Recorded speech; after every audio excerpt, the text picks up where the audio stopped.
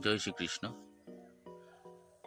জ্যোতিষশাস্ত্রের আরেকটা পার্ট রয়েছে, তার নাম হচ্ছে নিউমারোলজি।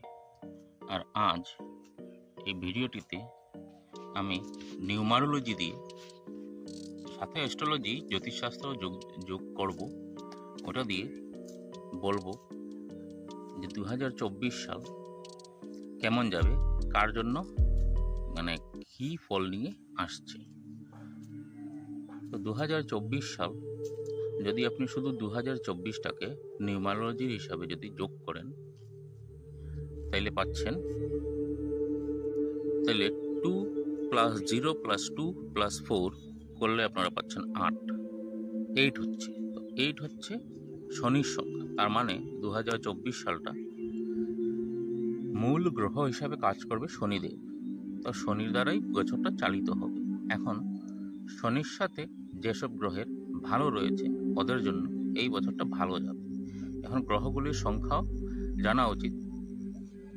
এখন গ্রহ সংখ্যার মধ্যে এক হচ্ছে সূর্যের সংখ্যা, 2 হচ্ছে চন্দ্রমার সংখ্যা, 3 বৃহস্পতির সংখ্যা, 4 রাহুর সংখ্যা, 5 বুধের সংখ্যা, 6 শুক্রের সংখ্যা, 7 কেতুর সংখ্যা, 8 শনির সংখ্যা, আর 9 হচ্ছে মঙ্গলের সংখ্যা।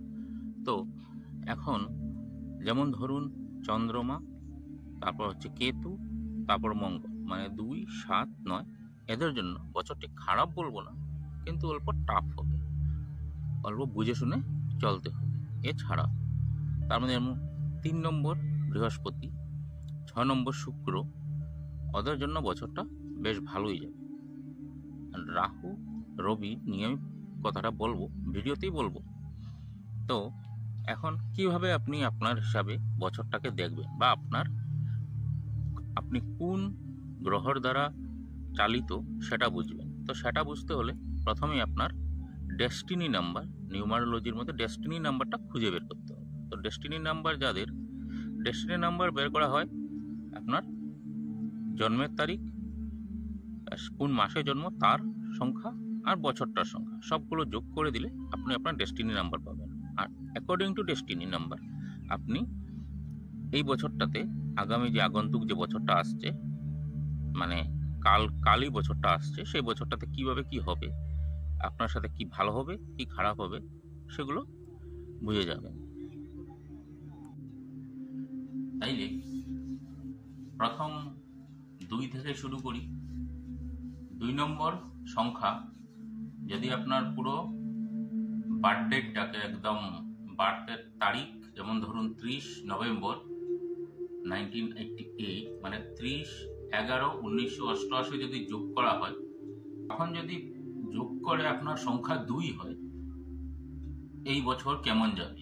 2 হচ্ছে চন্দ্রের সংখ্যা, আর এই বছরটা গভর্ন করবে, বছরটাকে চালাবে শনিদেব। এখন শনির সাথে কিন্তু চন্দ্রমার এত ভালো কোনো সম্পর্ক নেই, সেই হিসাবে এই বছর এই 2 সংখ্যার যতই লোকেরা আছেন ওদের জন্য বিশেষ সুবিধার যাবে না মানে খারাপও বলতে পারি না, কিন্তু ওটাকে কিছুটা চেঞ্জ করে আপনাদের চালাতে লাগবে। যেমন ধরুন যারা চন্দ্রের জিনিস নিয়ে কোনো কাজ করছে, যেমন চন্দ্রের জিনিস নিয়ে কেউ কোনো ব্যবসা করছে, খাওয়ার জিনিসের ব্যবসা করছে, ওদের জন্য ভালো যাবে। তারপরে ধরুন কেউ চাকরি করছে, ইন্টেলিজেন্স ব্যুরোতে চাকরি করছে, বা এরকম কোনো ইন্টেলিজেন্স ডিপার্টমেন্টে চাকরি করছে, ওদের জন্য ভালো যাবে। তো সেই হিসাবে কিন্তু তাছাড়া যাদের চন্দ্রমার দ্বারা চালিত হচ্ছেন 2 সংখ্যা যাদের রয়েছে, ওদের যে মানে লাইফে এই বছরটা অল্প ঝামেলা আসতে পারে। তো ঝামেলাগুলোকে ওইভাবে কিছু টেকনিক্যালি চন্দ্রমার সাথে যুক্ত হয়ে কোনো কাজ করে ওটাকে কাটানো যাবে। তো সেটা হচ্ছে 2 এর পরে বলে দিই এখন আমি 3 সংখ্যার জন্য বছরটা খুব ভালো যাবে। 3 হচ্ছে বৃহস্পতির সংখ্যা, আর এই বছরটা গমন করছে শনিদেব, আগেই বললাম। তো বৃহস্পতি হচ্ছেন গুরু, সেই হিসাবে যারা টিচিং এ রয়েছেন, বা আপনার কোনো মন্দিরের পূজারী রয়েছেন, বা প্রিস্ট রয়েছেন, এভাবে যারা রয়েছেন ওদের জন্য খুবই ভালো। কিন্তু এবছরটা 3 সংখ্যার জন্য খুব ভালো যাবে, ওদের নানা ধরনের কাজে উন্নতি আসবে, আর ব্যবসা যারা করছেন ওদেরও উন্নতি আসবে। তো সেই হিসাবে 3 সংখ্যার জন্য কোনো অসুবিধা নেই বছর। আর 4, এখন 4 সংখ্যার কথা যদি বলতে যাই, 4 সংখ্যার মধ্যে 4 সংখ্যা হচ্ছে রাহু। রাহু দ্বারা গভর্ন ব্যক্তি হচ্ছেন 4 ডেস্টিনি নাম্বার নিয়ে যারা বসে আছেন ওরা রাহুর দ্বারা চালিত। তো সেই হিসাবে রাহুর মূল যেটা স্তম্ভ হচ্ছে সেটা হচ্ছে অনলাইন বলতে পারেন, ফরেন কান্ট্রি বলতে পারেন, বা নিজের জায়গা থেকে দূরে, ওটাকে বোঝাতে পারেন। এখন যারা এই বছর ভালো করতে চান, ভালো হবে, কিন্তু আরো তার থেকে বেশি ভালোভাবে চলতে চান, অনলাইন যারা কোনো ব্যবসা করছেন বা অনলাইনের সাথে যুক্ত হয়ে কিছু করছেন বা আপনার নিজের জায়গা থেকে দূরে চলে গেছেন, সেই হিসাবে কিন্তু অনেক ভালো যাবে। কিন্তু এই আপনার নিজের জন্মস্থানের জায়গায় থেকে কিছু করতে চান, তা তত বেশি ফ্রুটফুল হবে না। তো এই হচ্ছে 4 সংখ্যার। তারপর এটা যা আমি কেরিয়ার হিসেবে বলছি, এমনিতে বাকি তো আপনার পুরো বছর যাবে। শনি হলেন কর্মের দেবতা, তো কর্ম ভালো করবেন তো ভালো ফলই পাবেন। আর কর্মই যদি খারাপ করেন তাহলে তো আর শনিদেব খারাপই নেই। তো তারপর 5 সংখ্যা হচ্ছে বুধের সংখ্যা। 5 যাদেরই ডেস্টিনি নাম্বার, দেখে নেবেন ওরা চাকরির থেকে বেশি আপনার ব্যবসাটাকেই প্রাধান্যতা দিয়ে থাকে। আর ব্যবসার ক্ষেত্রে বুধই হচ্ছে মূল গ্রহ যে ব্যবসা করাতে পারে। তো এবছর 5 সংখ্যার জন্য ভালো যাবে। নতুন কোনো যদি ব্যবসা করতে চান তাও আরম্ভ করতে পারেন আগামী বছর, মানে আগামীকালকে হয়তো বা আপনাদের মনে কোনো নতুন ব্যবসা এসেও গেছে, তা শুরু করতে পারেন, তাতে কোনো আপত্তি নেই, ব্যবসা ভালো রান হবে। আর বুধের সম্পর্কিত যারা চাকরি করছেন, যেমন ধরুন ডকুমেন্টেশন বা যেমন এগুলো নিয়ে যারা কাজ করছেন, অ্যাকাউন্টসে যারা কাজ করছেন, ওদের জন্য ভালো। মোটামুটি বলতে গেলে 5 সংখ্যার জন্য বছরটা ভালো যাবে। 6 সংখ্যার জন্য খুবই ভালো যাবে, টাকা অনেক আসবে। 6 সংখ্যা হচ্ছে শুক্রের সংখ্যা, আর শুক্র মানেই টাকা, তো টাকা অনেক আসবে। কর্ম করে যাবেন, টাকা আসতে থাকবে। শনি হচ্ছেন কর্মের দেবতা আর শুক্র হচ্ছেন ধনের দেবতা, তো যত বেশি আপনার কর্ম হবে তত টাকাও আসবে, তাতে কোনো ভুল নেই। আর এই বছরটাও 6 সংখ্যার জন্য ভালো যাবে। তারপরেই আসছে 7 সংখ্যা। 7 হচ্ছে কেতু। তো কেতুর সংখ্যা এই বছর কেতুর জন্য কিন্তু তত বেশি ভালো হতে যাচ্ছে না। হ্যাঁ, এখন আবার ভালো হবেও। কাদের ভালো হবে তাও বলে দেব। 7-এর সাথে 8-এর মানে শনির সাথে কেতুর তত একটা সম্বন্ধ ভালো নেই। তো সেই হিসেবে যারা জ্যোতিষশাস্ত্র নিয়ে কোনো, যারা অ্যাস্ট্রোলজার, ওদের জন্য বছরটা ভালোই যাবে। যারা ভাবছেন যে যেমন তার ম্যানুফ্যাকচারিং ইউনিট, ওয়্যার ম্যানুফ্যাকচারিং ইউনিটে কাজ করছেন, ওদের জন্য ভালো যাবে।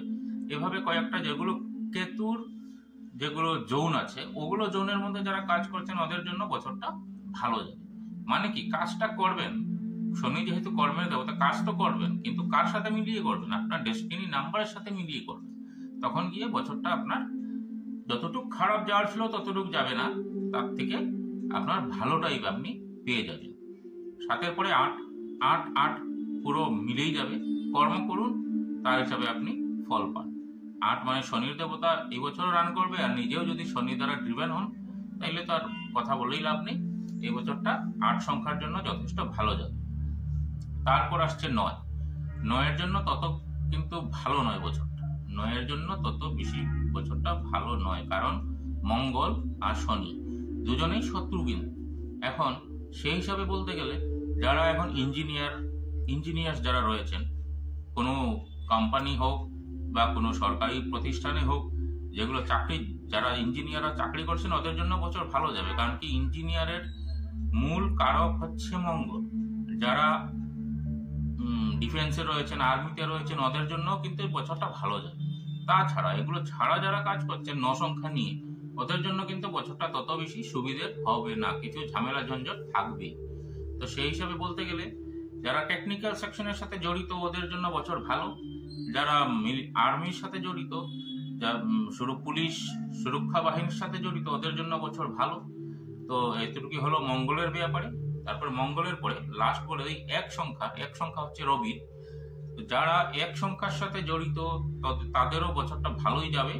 কারণ কি, যদিও রবি শনির মধ্যে তত বেশি মিলন নেই, ভালো যাবে। কারণ যারা সরকারি ক্ষেত্রে যুক্ত হয়ে কাজ করছেন ওদের জন্য ভালো সময় যাবে।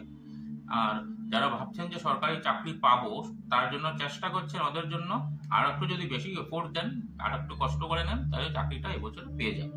তো তো তাই এটা হলো কি এক সংখ্যা। এখন তাছাড়া এক সংখ্যার অল্প স্বল্প মানে প্রবলেম হতে পারে।